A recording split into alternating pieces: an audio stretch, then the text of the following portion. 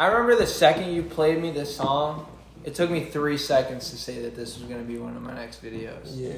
So sick. I think the minute you heard it, we planned it. Called him.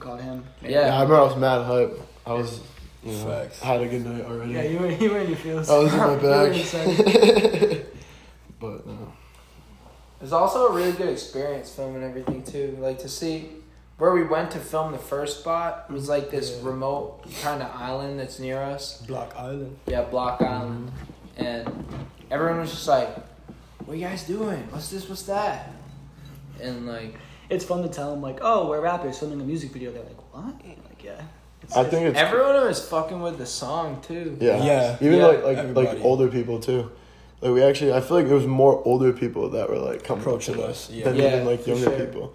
But I think it's cool because of the fact of, like, for being, like, underground artists making music, like, we're not always recognized as musicians yet. But when you don't know somebody and they come and encounter what you're doing, they're like, it makes you feel like, wow, like I'm actually doing this because like, I'm doing it in front of people. Yeah. Like actions speak louder than words. And the lady literally recorded us. She was like, "Can I record you guys?" And we were like, that was cool. That lady, she liked the vibe. She's like, "I'm just walking across." Like, Can I film you guys? Can I film you guys? It's funny. A lot of people thought we were making a movie. It's the camera, bro. Yeah. It was. We are filming a movie, though. Let's make that viral. It is a movie. It is a movie. The only thing that was like kind of had me pressed about the whole day was when we got there, because what you guys don't know is the day before we shot this, I had to go buy a new drone because mine is completely inoperable, and I spent like $1,400. And then we got to the island, and the whole island was a no-fly zone. That's facts. Yeah. So we tried. We did try. Didn't work. No. And I almost fell twice and actually fell once. Yeah, I mean, I was falling. You fell. No, you fell. Isaac fell like a couple times, bro. The most littest part is when you was running around. Yeah. And like literally, like you went and you tripped and you fell right in the water and you just stayed there. I was like, yo, this kid's dedicated, bro. You gotta be dedicated. No.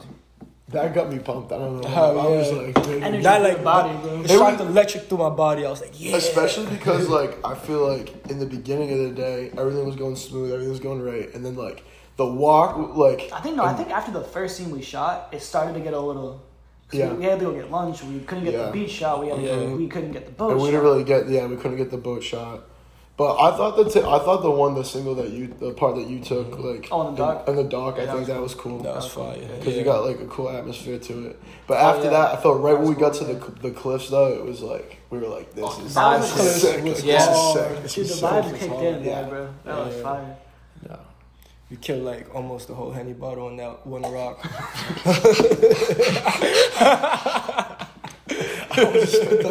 killed the whole Henny bottle on a rock. That was a crazy day. For sure. We still got another day to go. Mm-hmm. Yes, sir. And when everything comes together, it's just gonna be dope. Mm-hmm. And like, it was cool to see how you guys put your image forward in this, and like how you want to represent yourself. Every single one, you did like a really good job at that for like your image. I definitely think, like I said that to Evan in the last interview, a lot of people have struggles with that. I've noticed, but it seemed like it went pretty easily. And have any of you guys ever been like on another video before this one?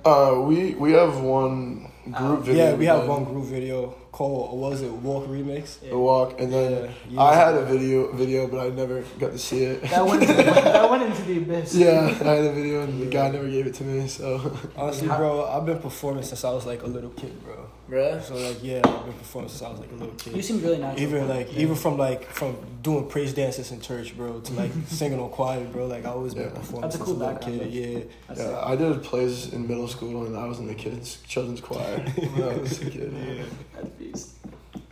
It's crazy because I hated it then. All I did want to do was play sports. I was like, I'm not gonna. My mom wanted to put me in piano lessons and all this. I'm like, I'm never gonna do like this stuff. I bet your mom was laughing to herself about that. Yeah, no, because she was like, oh, it's gonna be important. It's important. I'm like, why is it important? I play sports. Like, I was like, I don't need this. Fuck a piano. Yeah, and then all of a sudden, boom. Now I'm like, damn. I wish I learned how to play piano. Why did I not keep taking those lessons? Hell yeah. so you never got your video back? No. Like, what happened? So what happened was we filmed, and then like we filmed like one day, and then we needed to do another day, and the kid was just like mad and consistent with me, like you know, told me when he could do it, and then he wouldn't text me. Then finally we got to finish the whole video, and then all I wanted was to get it. Like I gave him the money. All I wanted to do was just edit and send it, and he kept like giving me reasons like why I couldn't do it, Can I explain a part real quick? Go ahead. Yeah. He was like, hey man, like have Evan, which is me, send me the song over email. So I sent him the song. Mm-hmm. Now I know the email is sent. I know what his email is. He's like, I didn't get it. Have him send it again. And this went on for weeks. Yeah. Like honestly, a month. He was like, I didn't get the song. I'm like, bro, I sent it like 3 times. Yeah. And he was like, I'll just send you the clips and you can have someone else edit it. Someone was like, okay. He gave me the money back at least. Yeah, but we never got the clips. Never get. I've texted him. I can pull my phone. I've texted him like 3 times for the clips. And we've shot this video. What like? A year. It's about to be a year soon. About to be a year. Yeah. I never got the video. Did he seem interested like when he was filming it? He was excited to get shots. He shot his video. Yeah, like my very first video ever. He shot, and he's like, he seems like he really likes doing it, but he doesn't have like a drive to push him to do it. It's just kind of like a side thing. Like I like videos. Yeah, so it was very honestly for me discouraging because like I was really excited to get that video because I had a whole concept for it. Like I pretty much came up with my own treatment for it. He had a crazy treatment, crazy concept. We went to like honestly probably 5 different locations, had people for actors in each set, and never came into anything. Yeah, like I had a whole cast of roles. Yeah, I had roles, I had everything. We had like intro, outros, we had a whole story behind it. We took like a week to like think of the idea and nothing came out of it. Wow. So I'm still trying to get the clips. I'll edit it. Yeah, no, hey, if I get him, I'm definitely gonna do that. But that's up to him at least. That's why I was pissed too. He's like, yeah, I'm just sending the clips. I was like, all right, bro, I guess I got my money back and I got the clips. I can use that money to go and get it edited. Yeah, so, but you know, he was kind of just like. Probably just said, fuck it. Yeah. Get the money, fuck the clips. Yeah. Kind of sucks. Say, fuck your video, bro. But that's why, for one, like when you fell and you kept going, I was just like, this is sick. Because like me being, obviously if you got a music video, I'm excited as fuck, no matter what. Like whether it's his video, his, altogether, just me. So like, but that was like my first video and never got it. So it was discouraging. So to see you out there working your ass off for us, it was like, for me, it was like awesome because I'm not used to that. So that's why I'm excited for this video. 2010, baby. Yeah, you guys, it's all about like equal hard work, you know? Like if the song wasn't good, then I wouldn't put in any hard work. Yeah. That's the thing. And I wouldn't have approached you about it. You wouldn't even want to do it. Real recognized is real at the end of the day. Yeah. Mm-hmm. I mean, that's how it should be, but you know, it's just not how most people work. Like that, And that's why for our group, I feel like we keep it a small circle. Because we've had people in and out. For sure. Like, from when we started to now. People interested that didn't want to do it, bro? But at first, everyone's interested. Because it's like, yo, we all make music. We all chill. Because, like, at first, I feel like, at least for me, it was like, I would smoke and freestyle with my friends. And then one of my friends was like, yo, I know this kid, Evan, who just got a studio. I was like, no way. And this is like when he was recording on Audacity, like, shitty mic. Like, I don't know. What was the mic that you said you had? It's a $36 Amazon mic. Yeah. Anyone who makes music knows that mic. Everyone's seen it on Amazon before. It's classic. And we would just go. And then eventually, like, I know he really loved it. I really loved it. And our boy Zeno really loved it. But, like, there was hella people that we were friends with that just, like, wanted to be a part of it. Because I feel like they saw the energy we gave off and they thought it was cool. But at the end of the day, like, then when shit started to get serious, you know, you always know if people aren't popping to the stew every week, you know, like, they're just not about it. They're not about it. Yeah, I mean, when I started Dream District, there was, like 4 or 5 people that, like, tried to start it up and were interested, but, like, quickly got cut off very quick. Like, that many people were interested and just didn't even, wow. And then when I would like post a video, I had people like call and be like, "Yo, like, what's up? Like, what's going on? Like, you didn't hit me up about the video or anything." It's like, I don't like people like that. Yeah. They hit you up after the work was done. To be like, why didn't I get? Man, come on, bro. Well, a lot of it too is because you like when you're doing good and someone sees you doing good and they had their chance to be a part of that, but like, you know. And it's kind of shitty. That's just like how it will be sometimes. But it's like that's why I'm thankful for like the group we have, and I feel like this is like the reason why this like we're gonna drop a tape for our group because now it's like I think the 6 guys we have are so like Like, we inspire each other every time we're around. Like, I feel the energy when we're all in the room together. Whether we're all recording, whether we have a meeting, whether we're out hanging out, it don't matter. Like, I've never felt so comfortable being me, doing what I want to do around the people that I'm around. Because, like, realistically, like, one of the things my mom always told me is, like, you'll be able to count your best friends on your hand when you die. Like, you know what I mean? You're going to have 5 close friends at least. And I got 5 other people other than myself in the group, so, you know, we'll just see, you know, how things go. But it's not really who you start with, it's who you finish with. You feel me? Like, we been had this tape, like, planned from, like, years ago. We always wanted to drop, like, an OMA tape. For me, and just, like, right now is, like, definitely, like, the right time to do it, just to see, like, all the pieces come together. Because we always talked about this. We always talked about, we want to have a team. We want to have, somebody who's going to be on the same level as us to do videos. And me and Tim literally talked about this last year. Like, dude, I talked about moving out here literally, like, last year. And then out of nowhere, the opportunity came. So it was like, when I see little pieces like this coming through, certain niggas just flaking, but other people's coming in and putting in more work than the niggas that left. Bro, that's even way more better, bro. I'd rather give a piece of the pot to somebody I know is gonna benefit off it than somebody I know is just gonna take and leave. You know what I mean? That's how I look or at just it. not even show up in the first place. Facts, bro. For sure. Hell yeah. So you said you're from New York, right? Yeah. What was that like? Bro, honestly, growing bro, up there? I moved around. I'm gonna be real. I moved around. Most of the time, like, most of my life was in New York. Honestly, growing up basically like a one-parent household, you in the Bronx and shit like that, and it's like, you got siblings, and it's like, you and your sister, y'all going to school and shit like that. The environment is shitty, bro. The environment is ass.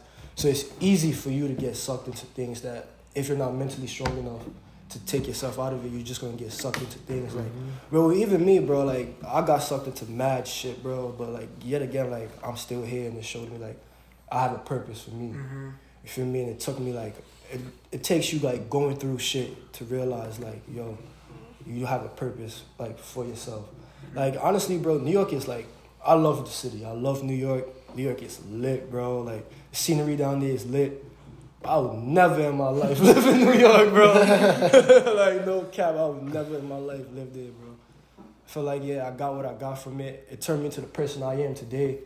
Like, just growing up in an environment where you have to, like, you gotta, like, be on your toes every step of the way. Like, you can't get comfortable. And you gotta, like, have a thick skin. So, like, I feel like that helped me transition to what I'm doing now. And it's like all those things that happened back then is showing up right now because I'm moving towards the future. So this is going to help me later on down the line in the future. That's dope. That's a dope answer, dude. That's fine. Yeah. Did you guys face any adversities to kind of push you towards music, or was it just kind of like... Can I go first? Or not even push you towards it, but like... Well, for me, so, like, since I've been a kid, like, so my uncle, my godfather, he got drafted in baseball. So he didn't play majors because he retired early, but, like, he was, like, really, really good player. Went to a school right next to mine in the same, like, high school conference and everything. So my mom knew I like playing sports. I played baseball, basketball, football, and everything. And I always, like, saw that. My mom was like, this is, like, what he did. So for me, it was, like, I want to be a pro baseball player. Like, and I would say all the way up until, like, the end of high school, that was my goal. That's what I wanted to do. And then I went to a school, Liberty University in Virginia, which is a D1 program. And I emailed that coach, like, 40 times for, like, a tryout. Because, like, they didn't just, like, have tryouts. It was, like, you had to, like, get in there, get your foot in the door. I remember I went to every single practice that year. Like, in the off season, whatever, sat there in the bleachers with my Bible and sat there reading, praying, like, just hoping to get my opportunity. And what I didn't realize that whole time was preparing me for what I'm doing now. Like, I wanted to do something big, but then when that door got shut, like, I paid, like, $50 to go to, like, this banquet by myself with this whole team. I don't know anyone there, and I talked to every single coach, talked to all the players, and they all said, yeah, like, we're going to figure this out. Then just ghosted me after that. So for me, it was like, damn, like, I don't have, like, I want to do something big, but I don't know what I want to do with it. And during the time where, like, I was filling that gap, I was going out with my boys, freestyling, smoking, chilling. Then eventually I was like, you know what? Like, I'm pretty good at this. And then after a while, I was like, you know what? I love this way more than I ever loved playing sports. Like, ask him, like, we're in the studio, we'll do a song, and be like, all right, let's do the other one. He's already been working all day, and he's like, bro, like, even, like, the other last day, Drake drops his album, and me and Ivy are like, yo, come on. He's like, bro, I just made 3 songs. But it's like, but when you're, like, playing sports, it's like, you can work out all day, you go to practice, you go home, and you're just tired. Like, you know what I mean? It's hard to, like get up and want to go to the gym for like 3 hours and then go to practice for like another 4, and then you gotta you know I just like how music is like I don't have to like physically exercise yourself like that. Yeah, but I mean I'll do it on my own, like I exercise every day, but like it's like I guess it's more of just like I would so much rather, because like even when I went to school, like I switched my major to psychology because I was feel like it's less like creatively freeing. Like my goal is I wanted to help people. That's what I told my advisor, and they're like, psychology is probably something you should do. Oh, yeah. And I realized how much that helps me in my music because I'm learning about how people think, and like I'm a sensitive person, so like making music for me, it's also like a therapy thing. Also, it turned into like I'm able to talk about my problems to myself, and I think at the end of the day, no one has your back like yourself, so you might as well be like completely honest about it. Can I hop in real quick? Go ahead. So that question you asked earlier, I forgot to mention this in the last 2 interviews. So kind of like the way, like the not adversity, but the thing that kind of got me interested in artistic pursuits and like music and stuff. As a kid, my dad was an artist and like a painter, and he had like this huge artwork painting, and he was trying to get it in a museum, and like a lot of people were on board, but it didn't get in because it was too like religious or something, and it didn't really mean a lot to me as a kid. But when I got older, I was like, damn, like he created this huge piece of art that was a piece of him and like his own creative thing, and he got told no, and to me, I was like, damn, like I ain't gonna let that happen to me though. So, like, now doing creative stuff, I'm like, I'm going to do what I want, and I'm going to make sure, like, people see it, people hear it. Because, like, as a kid seeing that happen, I was like, nah, like, I'm going to make sure that, like, that doesn't happen again type shit. And it's kind of cool because, like, I completely forgot about that story until just now, which is wild. Like, when you told what you were saying, like. Yeah, I just feel like music is just, like, it's so much easier. You don't got, like even in, like, baseball or whatever, you got a coach telling you what you're doing every single time. Not that it shouldn't be that way, but, like, in music, it's, like, realistically, if I have a question, I ask one of them. You know what I mean? Or like, other than that, I could disagree with both of anything they say, and I can do what I want to do instead, and neither of them are going to feel any type of way about that. You know what I mean? The only thing with that is like when you kind of like get in the industry, like you do have that, like you've got a label to kind of talk to. If you follow that route. I feel like for me though, like, and obviously I know that going into like, obviously the industry and everything, but I feel like. It's like right now, like I'm building myself to be ready for what I have to do when that comes. You know what I mean? Right now, I look at it like no matter how bad I want to be out in LA right now in my mansion and do that, if I'm not there right now, that means that like in my head, the way I look at it is like, well, there's things I need to accomplish right now. Mm-hmm. Like if God's not putting me in a situation now, then I shouldn't be in it right now. And I'm gonna get there, but there's other things I have to go do to learn in order to get to that point. 100%. Hell yeah.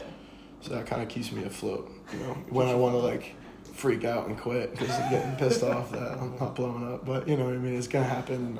I just have to keep working. Thanks. How long was your dad making art for? Or is he, like, still an artist?